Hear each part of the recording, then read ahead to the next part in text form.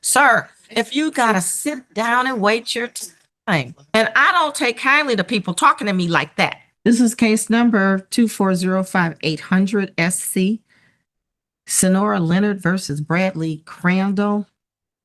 We're only here to prove. Yeah. Crazy. I can't understand how. Well, okay, well, let me tell you what you're here for. It's a creditor's exam. So let me look at this. All the records here in front of me. Prove his wages and everything. Quarterly reports returning to the government with his name on it. His copies of his paychecks and the form we filled out for the government, which he tried to garnish him. Okay, are you his employer? Yes. Okay. I don't know how I get subpoenaed in here. This is crazy. I had to cancel 2 appointments today. They bring in my other employee. Has nothing to do with it at all. Why he got subpoenaed? I understand. He's not a boss. He's not he's no part of the, he's just an employee of the company. Why was he subpoenaed in here? Who was he? When you say he, Scott, who was Scott? right here. Okay. His son, he's part owner. He's not part owner. Okay. Let's calm down. Just aggravated because I had 2 appointments I had to cancel. Yesterday, my attorney called here, said we could turn in these forms to you, and it was rejected. What else can we show? This is the only money he makes.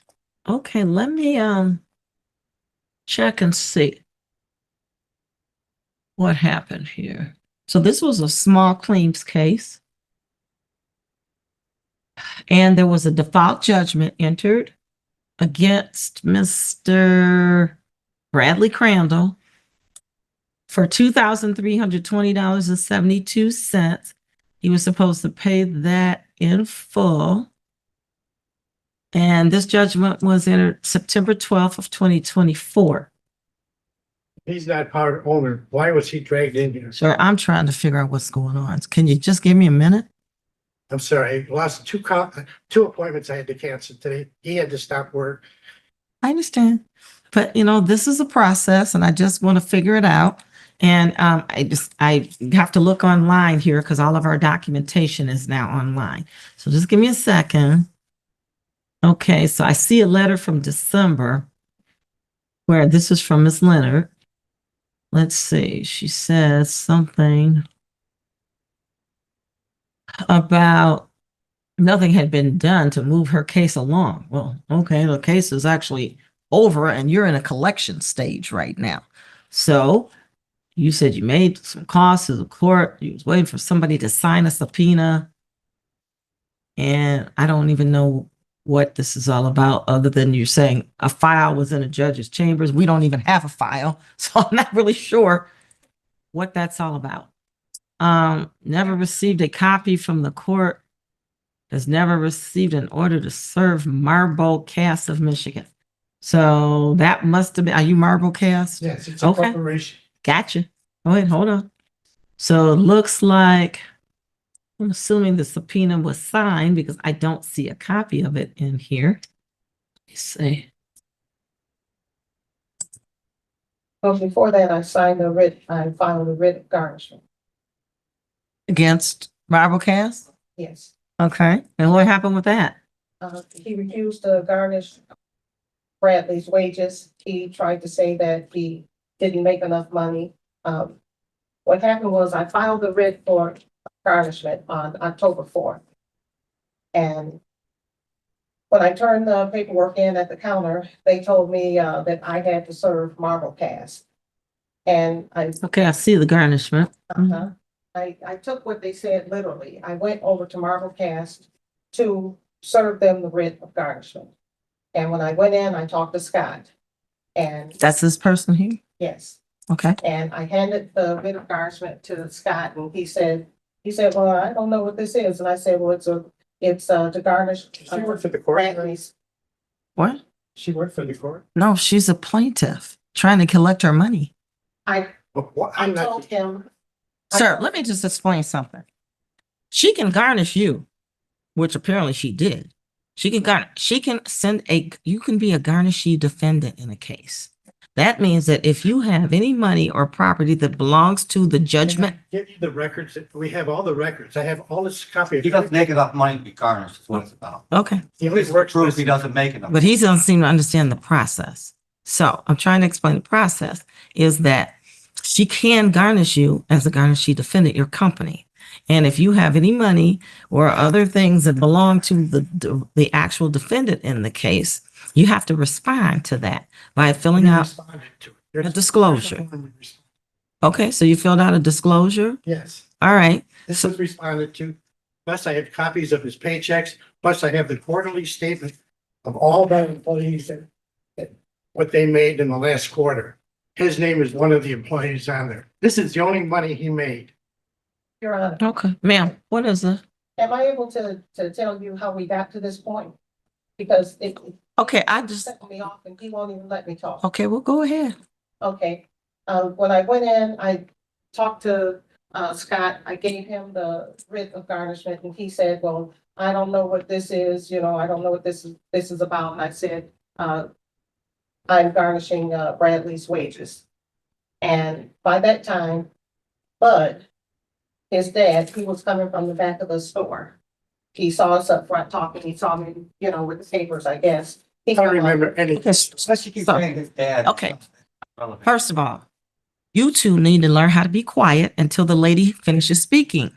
Then I come to you and hear what you have to say. It is very improper and contemptuous to interrupt people when the court is listening. I would not allow her to interrupt you. So you cannot interrupt, okay? Hold on, you will get a chance to tell me what you want to tell me. I don't know who's the father, who's the son, and if there is a father and son. I'm just trying to hear legally what she's claiming she did. Sir, if you gotta sit down and wait your time. I mean, I just, you're being disrespectful to the court. I mean, I'm trying to work this out and you're talking to me as if I'm a problem. And I don't take kindly to people talking to me like that. I try to be very pleasant to all of my people, but I don't understand what's going on here, why he's trying to be rude to the court. Yes, you are. You really are. And I don't do that. I don't allow that, especially don't allow that to myself. But I try to keep the parties calm. It obviously is a contentious situation. I'm trying to find out what's going on, trying to see what your responsibilities are so that you can do them and be done, if that's the case. But I'm trying to hear what she's saying, because right now, all I have here is a subpoena for a creditor's exam. And did you tell them to bring documents? That's all I'm trying to figure out. And you want to tell me the story of what happened with the garnishment, which is not really what we're here for today, but go ahead. So Bud come up and Scott gave Bud the. Now, I don't know who Scott is, and I don't know who Bud is. This is Scott. Scott is the younger of the two gentlemen? Yes. Okay. And Bud is who? Is this gentleman here? Okay, got it. So Scott gave the garnishment papers to Bud. Bud looks at him and he says, oh, well, this guy don't even work here anymore. Just then Bradley comes from around a partition. He was eating lunch and he was still chewing and he was going to the trash can to throw his garbage away. And I said, well, that's funny. There he is right there. And then he says, oh, well, he only works a couple days a week. So I asked him if he would sign the proof of service and he declined. So I left. And plus at that time that I took literally what the court said. But when the court said that I needed to serve the writ of garnishment to Marblecast, I went there to do it. Well, But you could have hired someone from the courts to do that. That's what we have, process service. that's what I doing. And then they were served. And Did they file the disclosure? they did. They Okay. filed a disclosure, but he lied right to my face and tried to tell me that Bud didn't work there. Trying to tell me that Bradley didn't work there anymore. And when he filed the disclosure, he's trying to say that Bradley only works a couple hours a week and he's only making $360 a week. And that's completely not true. Well, I don't know if it's true or not. How do you know it's not true? Well, I live 1.5 miles from there and I'm up and down through there on 11 Mile all the time. Bradley's car is there every day, all day. I don't think he's just going there to play games or just to stick around, and if he's only working a So couple. are you going to, what do you want to do about this then? Because what you did today was you subpoenaed them for a creditor's exam. Yes. So you got a right to ask them questions Mhm. about what they owe to Mr. Bradley, I guess it's saying Bradley Crandall. Well, I want So you asked for proof of income Yes. from Bradley Crandall from 9/1 to the present. He Yes. says he brought you some documents. Have you taken a look at them? I have some documents, but he's saying that he has a whole bunch more. Has he given them to you today to look at? No, he has not. Okay, why don't you do that? That'll be partly your responsibility. Give her what you got, what you brought. And then would you like to take a time to look at them and ask questions? Because that's what a creditor's exam is about. We put the parties into the room. They're sworn in under oath by a court officer or clerk. And then after that, she gets to ask questions relating to Mr. Crandall's income and, all of whatever she wants to ask about that. Yes, Your Honor. That's what we're really here for today. What did you want to say now, sir? We've And looked what is your name for the record, by the at way? copies of every, What's your name again? but Olenice. I had copies of Olenice. every one of his paychecks. Mr. Bud, how do you spell your name for the record? OLEJNICZAA. Plus I have the quarterly report, every employee I have, we turn into the state every quarter. His name is on there with every check that he got. Okay, so I don't need to be in the middle of this problem. It's not a problem. It is just a regular hearing. Why, what card does Bradley have? We're not getting into all of that. Excuse me. She said she comes by and You know what?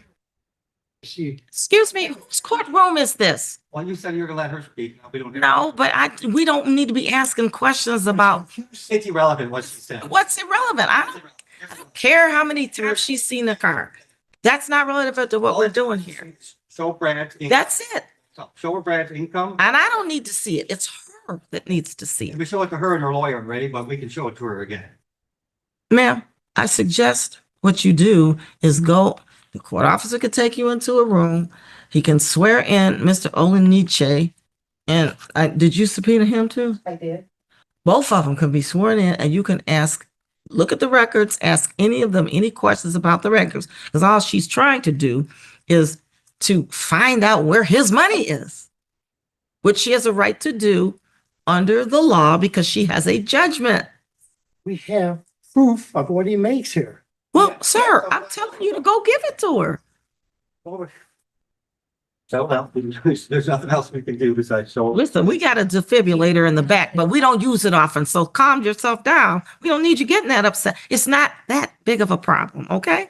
It's not. It's just the fact that she's accused me of something and I don't like it. She's accused of me. I don't know where she thinks he's getting more money than he's getting. This is every paycheck he gets. Okay. And that's all we have to prove. That's all you have to show her. That's it. That's it. Yeah. Your Honor, I never would have even asked for this if he hadn't lied to me when I went in to. That the man supposedly didn't work there. I get it. I get it. She's lying right That man, now. Saying it doesn't work. okay. That is, she's lying right now. Right. Right in front of the court. Folks, listen, Yeah. we're not gonna, She's accusing us of lying and I don't like it. you guys are here, you need to be here, Right. okay? Calm down, everybody just calm I'm down. not there. I'm here. Okay, so we will show her Brad's income. Exactly. And I ask you one other. And she can, When was he subpoenaed? I don't know. When the court had. Listen, let me say something, sir. We issue subpoenas when parties request subpoenas. We don't know who everybody is in all these cases. And if you got a subpoena and you didn't like the fact that you got a subpoena, you could have come in on a motion to quash the subpoena for whatever reason. But we don't know who everybody is on these cases. You said we couldn't. I don't know. You need a lawyer to explain that to you. Our staff is not lawyers. They can't tell you what you can and can't do. So Show her Brad's income. Do you want to swear somebody? swear both of these people in and put them in a room. Gentlemen, raise your right hand. Do you solemnly swear to tell the truth, the whole truth, and nothing but the truth, so help you God? Yes. Okay, so we're gonna put you, court officer here is gonna put you into a room. Ma'am, you're gonna take a look at those records. Did you bring copies of that for her? Yeah. Yeah, she brought everybody's income in this whole shop. I don't know if I. You don't need all that. You just need the one that relates to the defendant. Right. Right. Yes, she's legally allowed to see his, Yes, she can see that. he's allowed to see his income. Right? Right. If he were here, she'd be allowed to see his bank account and anything else like that. Yeah. Okay. So, ma'am, go ahead in the room with them, and they're gonna give you documents that you can take notes on or get copies of from them. And then when you're done, you don't have to come back in here unless you all have another problem. Okay. All right. You're all set.